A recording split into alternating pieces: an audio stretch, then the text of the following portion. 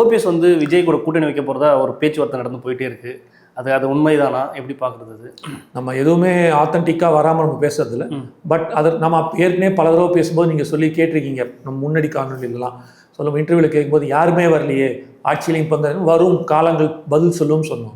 So இப்போ அது OPS அது முதல் ஸ்டெப்பாக எடுத்துருக்கிறதா நான் பார்க்குறேன். இன்னும் வரும் காலங்களில் அதாவது என்னென்னா முதல்ல திமுக அதிமுக விட்டால் வேறு வழி இல்லைன்னு இருந்துச்சு. இப்போ கிட்டத்தட்ட அந்த திமுகவுக்கு நிகராக தாவேக்கா இருக்குது. கட்டமைப்புலையும் சரி மக்களிடம் இருக்கும் ஆதரவுலையும் சரி எல்லாத்துலேயுமே இருக்குது அப்படின்ற போது அப்போ இன்றைக்கி இருக்கிற அரசியல் கட்சிகள் குட்டி குட்டி அரசியல் கட்சிகளுக்கு ஒரு ஆப்ஷன் இருக்குது. இவர்கள் 2 பேர்கள் வேணால் வரலாம் அப்படின்னு குட்டியும் கட்சி சொல்ல மாட்டேன், அரசியல் கட்சிகளாக இப்போ பிசிகாவாக இருக்கட்டும், பாமகவாக இருக்கட்டும், தேமுதிகவாக இருக்கட்டும், அமமுகவாக இருக்கட்டும். ஸோ எல்லாருக்குமே அந்த ஆப்ஷன் ஓப்பன். விஜயண்ணா வந்து ஒரு பொலிட்டிக்கல் தமிழ்நாட்டில் ஒரு பொலிட்டிக்கல் எரேனா அந்த கிரவுண்ட் ஃபீல்டு ஓப்பன் பண்ணி விட்டார். அதனால் யார் வேணாலும் எங்கே வந்தாலும் எப்போ வேணாலும் வந்து சேர்த்துக்கான வாய்ப்புகள் இருக்குது. சாதி கட்சிகள் கூட அதில் உண்டா?